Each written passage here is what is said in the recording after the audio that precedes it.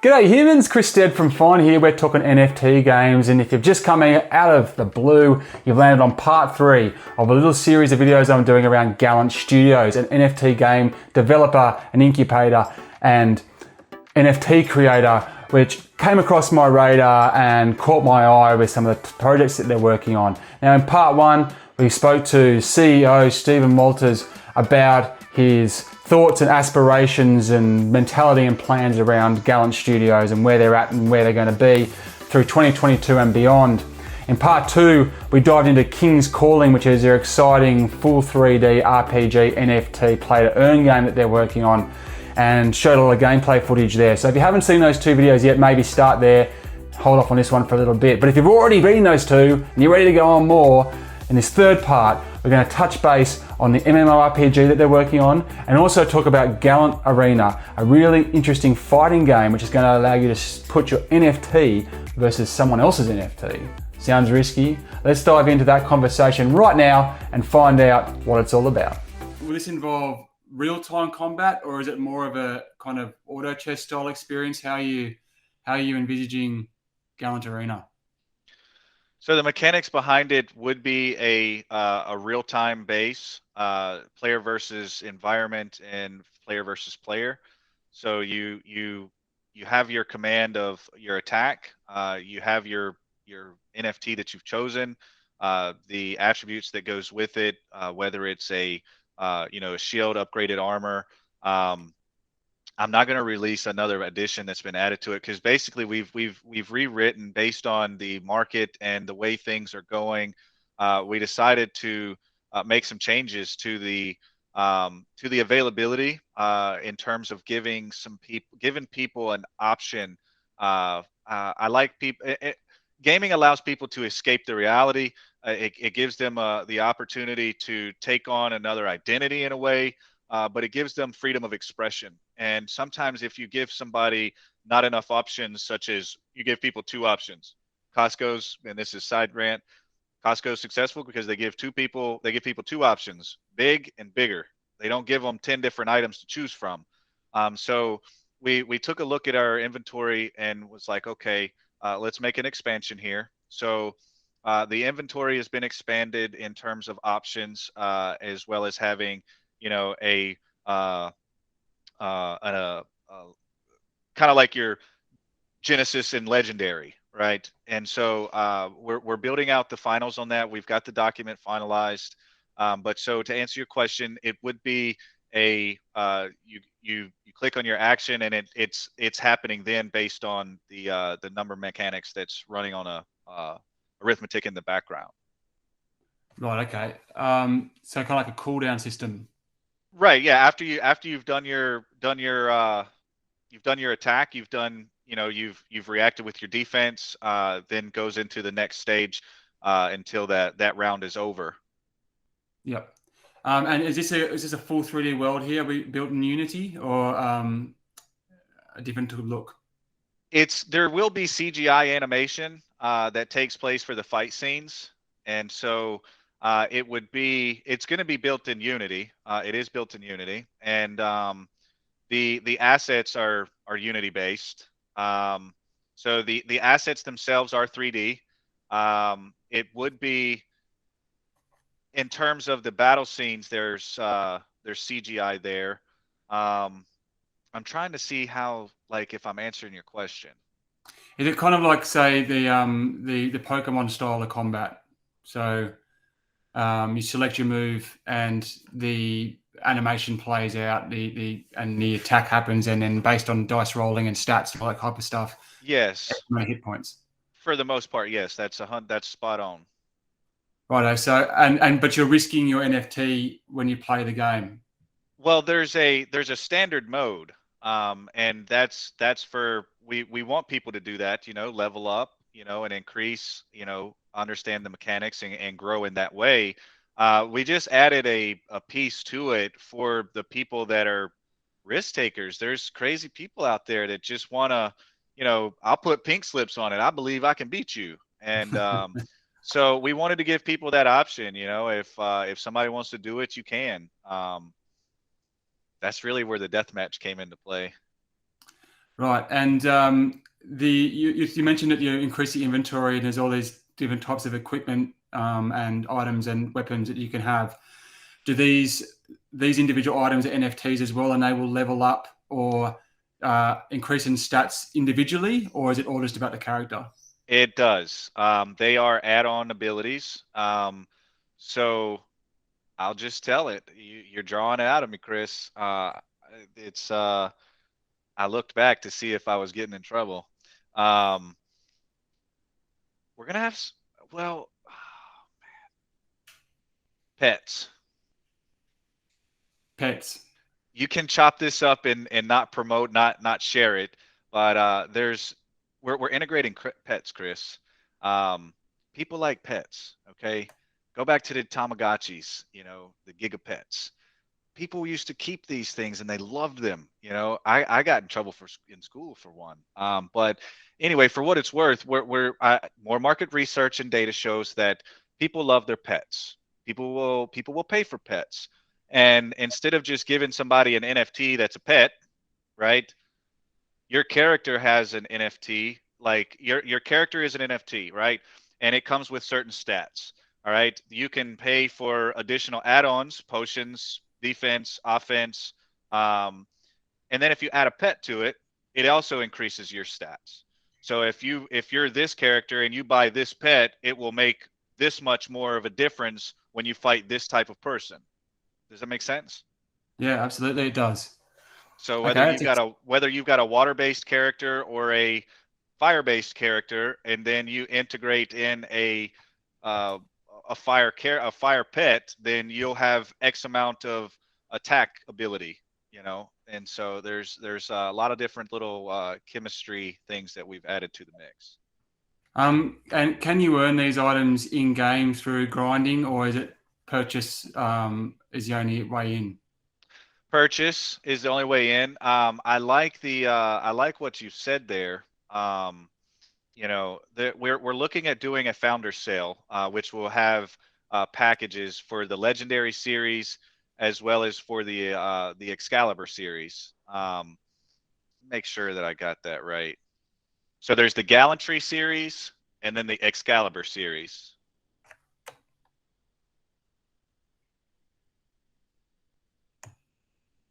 And so the founder sale would basically allow you to kind of get some first dibs on the uh, two characters from each style. There, like I mentioned, there's a couple different styles integrated into both series has its own style. So your Excalibur series is going to be more of your elite players. I wouldn't say more of your elite, but a little bit more of your top notch. Comes with a little bit of extra stats, visuals, things of that nature. And these will be 1v1 character battles, or are you going to, for example, in Pokemon, you bring in three and then rotate against who you're playing against. So are you bringing in one character for each fight, or can you bring in more?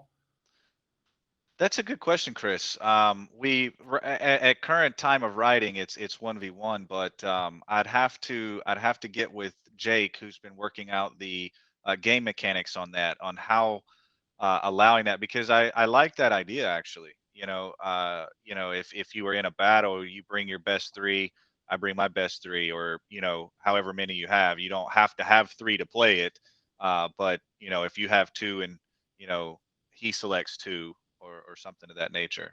That's Yeah, definitely deepen the strategy. I guess if you've got a tank and a defender, and a few different characters there with bringing different things to the battle. Just listening to the way you're talking about Gallant Arena here, is there a means in which, just thinking about player counts and so forth, that people can just be involved in a game and play to get a taste of it, I guess, like a free-to-play element, I guess, at the start, to kind of swell those numbers a little bit? That's a good idea. I've been bouncing that. We haven't finalized that portion just yet. Jake and I was talking about that as well, is for someone to, jump in and learn it, right? So that's something that we're working on the details for. It's not currently in the roadmap, but I think that it's something that we will be implementing, Chris, because it's important for people to get a feel for something to try it without saying, okay, you've got to pay for it to try it. Yeah. And so I really like that idea, and we're working on that part. And so one last question on it is one thing we're starting to see in a lot of the games is battle counts. So NFTs that might have can fight 25 battles, or they can fight a couple of hundred battles, but they've got a capped amount of battles they can face, which I struggle to understand from both a gamer perspective, but also an investor perspective, that you're building this character up, but then they've got a limited time use. Yeah, Is that something that you're looking at, or you want to stay away from? we want to stay away from that because it's not real life. It's fantasy, right? It's a digital world. I could understand if it was something in regards to, like, I don't know, living in the metaverse, that runs 24/7. There's actually a time generator that's dictating certain things. I mean, I get it. Like, the blockchain, the NFT lives on the blockchain. It's visible. I don't care if you've battled 1,000 times or 5 times. What matters is your statistics. What matters is what value is on it. What is your experience level with it? You know, if that was the case, then freaking Charizard from 50 years, 10 years ago wouldn't be worth anything today. Like, Yeah, and he's still a multi-thousand-dollar card. Um, yeah, I think that's just people trying to create revenue streams by reducing and limited series of things. I understand exhausting a set and releasing, an updated version, but how are you going to reward people that's been holding from day one, who were on the first series? What do they get out of it? What, you got to buy more? That's not fair. So no. very happy to hear you say that, mate. Thanks, man. Um, Look, just moving on quickly. I don't know how much you can talk about it, but the MMO. I think it was Sam mentioned earlier that that was the core original focus of where you guys were heading, and then it's since branched off into other options to fill the space. MMO has been such a huge genre to jump into. So, what can you tell us about the MMO? Like, what's a comparable game to what we can expect of how it will play, and how you're going to integrate the NFTs into it? Well, I'm Stephen, I'm gonna let Sammy speak on that one. well, Stephen and I both can talk a little bit about it. There's the NFT portion and the mechanics, and then obviously, like, there's the storyline. And so, me being, the chief of design, like, I focus more on the vision of it and, like, the experience that I'd like to bring to players. And so, um, we're a medieval themed brand, right? And so, in the beginning, as I was doing research on medieval games, I decided that, it would be great to come up with something different, because I'm a visual person. And when I looked at, Mordhau and Chivalry 2 and other games, medieval themed games, I saw, all I saw was, like, all gray, like, muted colors. And, like, obviously there's different components, different aspects of the games, but it just looked the same to me. And so, I'm a visual learner, and I thought to myself, we've got to make a game that's medieval themed, but it's got to be something a little bit different. So I'm like, let's put a fresh spin on it. And so we've been working on the storyline. um, and our PC character, is essentially a descendant of Spartan warriors, living in the medieval era. And his experience is about basically having a second chance at legacy. He's a good guy, he's lived righteously, but he hasn't been blessed in life. He has no spouse, no heir, no land. And so, the gods have blessed him with good fortune in his next life. And so right now we're just kind of building on that.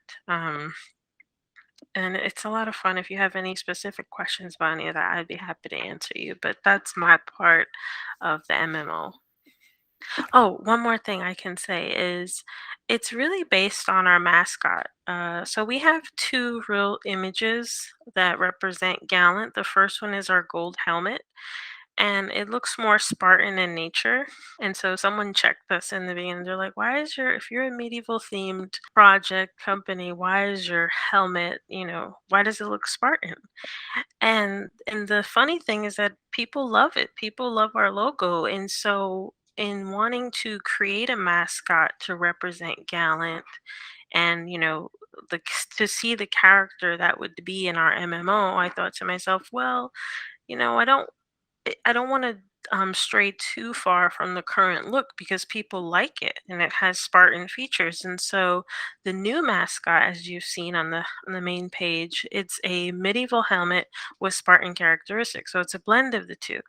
And as you see in our NFT series, there's some futuristic elements there, and so our character has histories in the medieval era and in the Spartan era, and I think it's going to be a lot of fun to play with those in the story. So the character that you see on our homepage, in my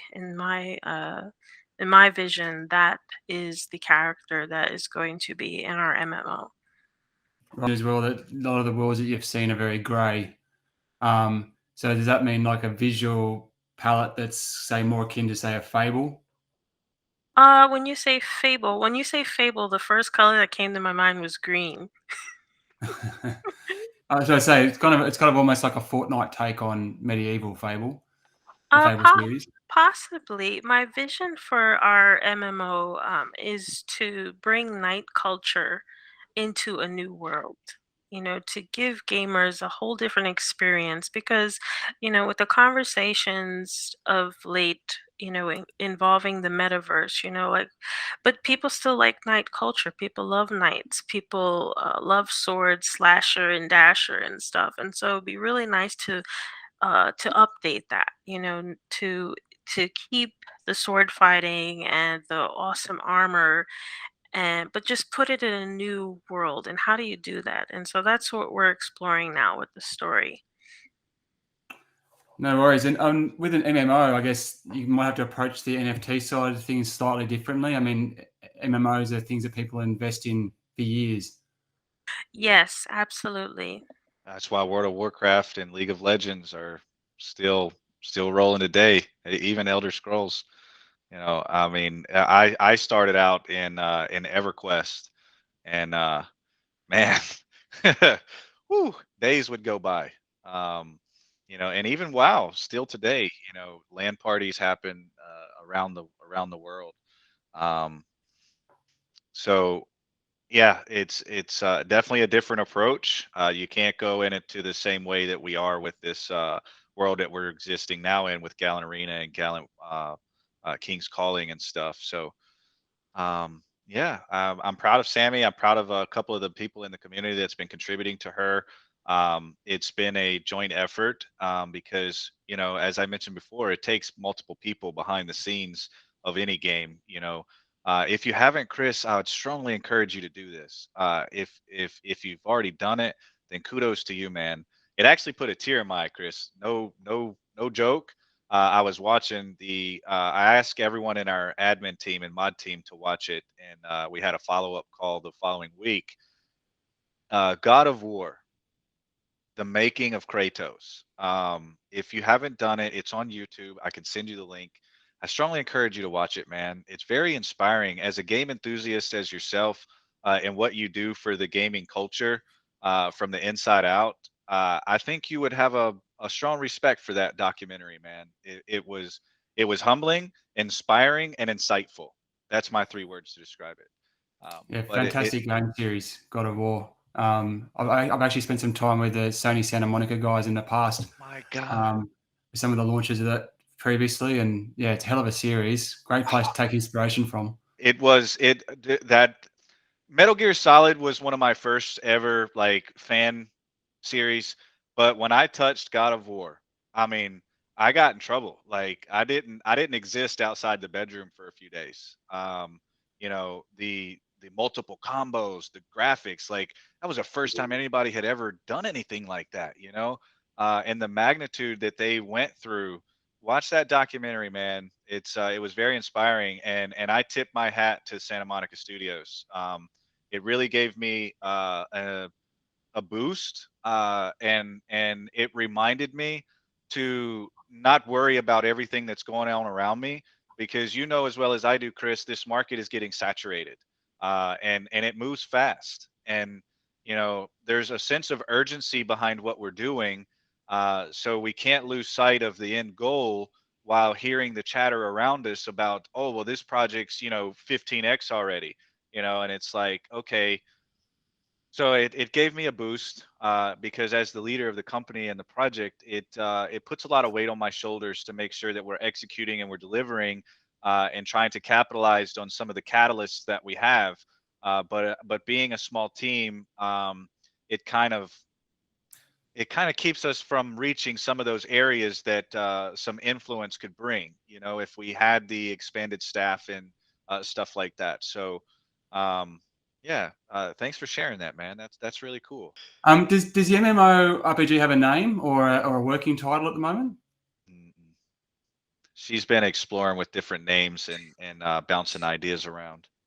We had a name in the beginning, before we really got deep into the storyline. We played with Rebirth, Gallant Rebirth, but that's not really on the table right now. So it's just MMO for now. So one last question, like if all goes to plan, where is Gallant Studios going to be come the end of 2022? By the end of 2022, I would like to see that our staff team has expanded and we have a physical office opening and running. Now, granted, if COVID is still going crazy, however the governments are dictating our lives in regards to come and go. But we've actually got full play to earn market running. Our Gallant ecosystem and our marketplace for the NFTs is functional. And that we're in the stages of having something tangible from the MMO side. But in that time frame, we have had Gallant Warriors implemented into the blockchain, running in Telegram. King's Calling is in a playable state. It's executed from the beta and alpha. It's actually playable, and earning people passive income, and people are having fun. And during that stage, the MMO is progressing along with content and creation and storyline, and actual development stages. Team expansion, games are running. That's how I'd like to see the end of 22 approaching. A lot of these hype built projects that's made promises are fading away, and people are coming and seeing. We've established partnerships. That's my big thing for 2022: establishing partnerships and collaborations that will help brand awareness and adoption for Gallant, because there's a lot of big players out there, and I'd like to play with them. If we don't play in their arena, they don't play in ours. Maybe we can play in one together, regarding resources and expansion, things like that. If I could add, Stephen, Chris, one of the things Stephen mentioned in the beginning is that we're a brand, and so we take that very seriously. And so it's easy for us to think of, Gallant 10 years from now. We want that. We're trying to build something that lasts. You talked about MMOs earlier and how they've lasted a long time with World of Warcraft and things like that. And so that's what we're trying to do too. We don't rush things. We care about making sure we put the right people in the right positions in the right places. We care about the feedback that we get, and we want to make quality products. That will stand the test of time. We're not here to, make a quick buck or do a quick release, make profits, and then move on to the next thing. That's not where we're here. Gallant is a brand. Gallant is a name, and we'd love for more people to know about it. So there you go, guys. That wraps up our conversation with Steve and Sam from Gallant Studios, I thank them very much for their time, for telling us a bit more about their project and what they're up to. And I think there's something there that we should definitely keep our eyes on. I think there's a lot of work to go. There's absolutely definitely a lot of work to go, but they do seem community minded and they seem to have the right intent. So I'm excited. I'm going to keep an eye on them and see where they go next. As soon as I get some access to some actual gameplay, I'll jump back on and throw another video together for you guys. Other than that, thanks for watching. Subscribe, ring the bell, do all that stuff. I'm Chris Stead. No worries. Check you later.